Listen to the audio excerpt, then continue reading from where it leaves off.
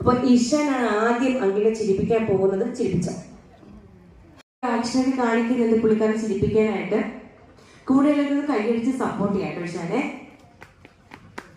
എനിക്ക് വലിയ സ്കൂളിലെ കൊമേഡിയാണെന്ന് തോന്നുന്നത്. വീട്ടിലേയാണോ? ഓക്കെ, നെക്സ്റ്റ് ആരാ വരുന്നത്?